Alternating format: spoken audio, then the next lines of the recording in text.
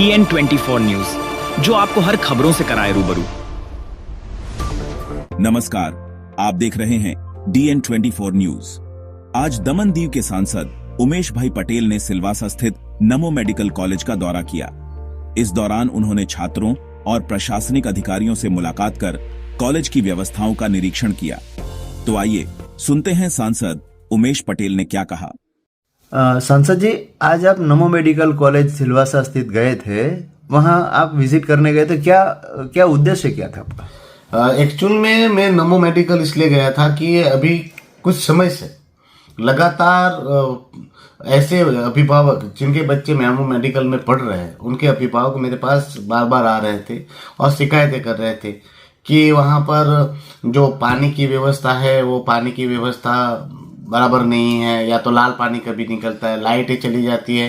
बोले एग्जाम के टाइम पे लाइटें चली जाती है वहाँ हॉस्टल में, तो घंटों घंटों तक लाइट नहीं आती और एग्जाम की प्रिपरेशन में बच्चों को तकलीफ आती है।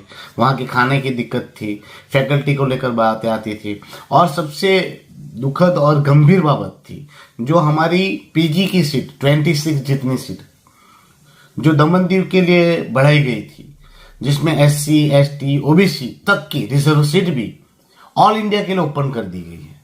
मतलब हमारी कॉलेज, हमारी सीटें, हमारे डेवलपमेंट के पैसे, कॉलेज हमारी, सीटें हमारी और सब कुछ हमारा, और सीट कर दी गई है ओपन ऑल इंडिया के लिए। मतलब SC, ST और OBC के लिए भी ओपन। तो हमारे बच्चों को कहाँ उनका हक और अधिकार मिलेगा? हमारी कॉलेज में हम क्यों ओपन में जाए? ये बात मुझे वहां जानने को मिली और वो बहुत ही गंभीर और दुखद है।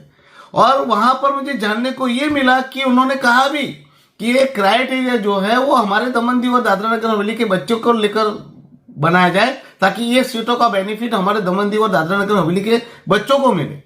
पर यहाँ के अधिकारियों ने ऐसा कहा कि नहीं, इसको ऑल इंडिया के लिए इस साल खोल दिया जाए। मतलब पर्टिकुलर लोगों को ये सीट बेचने का कारस्थान किया जा रहा है या षड्यंत्र किया जा रहा है, ऐसा मुझे लग रहा है।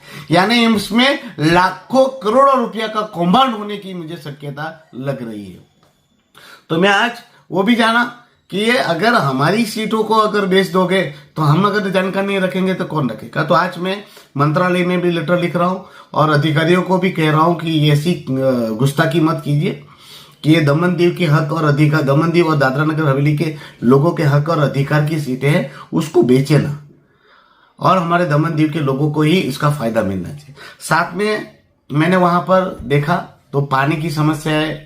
अभी तक मुझे ऐसा नहीं लगा कि वहां पानी की समस्या है। वही मधुबन डैम है, थोड़ी प्रॉब्लम होगी, उस पर मैंने डिस्कस किया है कि कैसे उसको निपटारा किया जाए, और उन्होंने मुझे आश्वस्त किया कि ये समस्या नहीं रहेगी। साथ में लाइट के लिए मैंने बोला, अगर वहां पर हॉस्टल में लाइट ज्यादा जा रही है, मुझे आपको पता ही है, टोरेंट आने के बाद ये समस्या आई है। तो उनको मैंने कहा कि डीजी लगा दिया जाए, और उन्होंने बोला कि डीजी है तो वो प्रॉब्लम नहीं है, पर कभी कभी डीजी में भी प्रॉब्लम आ जाती है, तो अब ये प्रॉब्लम होती है।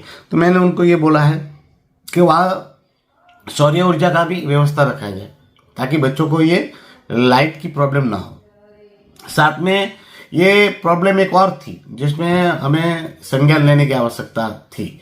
एक है कि फर्स्ट ईयर और सेकंड ईयर में जो फैकल्टीज है वो कहा जा रहा है कि MBBS नहीं है।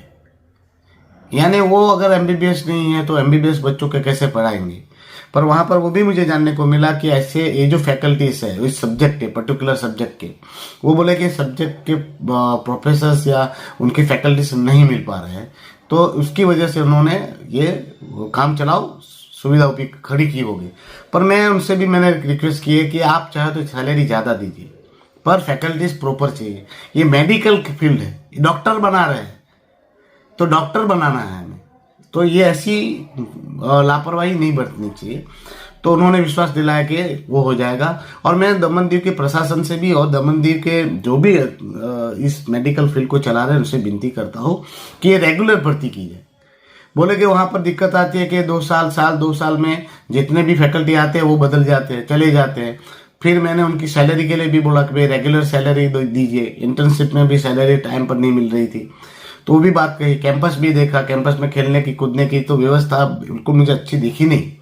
पर मैंने उनसे पूछा तो उन्होंने कहा कि यहीं ग्राउंड है, यहाँ है, तो हो जाता है। बच्चों से भी बात की तो सेटिस्फेक्शन जवाब मिला। मेस में भी गया जहाँ इनका कैंटीन है, खाना भी मैंने जांचा, बनाने का तरीका भी देखा और सब कुछ मैंने वहाँ पर देखा। मुझे तो ऐसा सेटिस्फेक्शन लगा। पर ये जो चीज़ें हैं, जो 26 हमारी पीजी की सीट है जो बेचा जा रहा है निर्दयतापूर्वक, वो बहुत अफसोसजनक है। पीजी की सीटें नहीं बेचनी चाहिए। और साथ में जो फैकल्टीज है फर्स्ट ईयर और सेकंड ईयर में जो एमबीबीएस नहीं है, वो फैकल्टीज को बदला जाना चाहिए और प्रॉपर फैकल्टीज वहाँ पर रखे जाने चाहिए। बाकी बहुत सारी चर्चाएं, बहुत सारी चीज़ें भी देखी। ओवरऑल अब देखा जाए तो वहाँ पर नमो मेडिकल एक बहुत अच्छा कॉलेज है, बहुत अच्छा कैंपस है, बहुत सारी फैसिलिटीज़ है। बस इतना है कि उसको प्रॉपर वे में चलाना है और प्रॉपर सुविधाएं उनको देनी है, जिसमें फर्स्ट ऑफ ऑल तो ये करना है कि ये जो पीजी की 26 सीटें हैं वो दमनदीव के बच्चों के लिए बचानी है।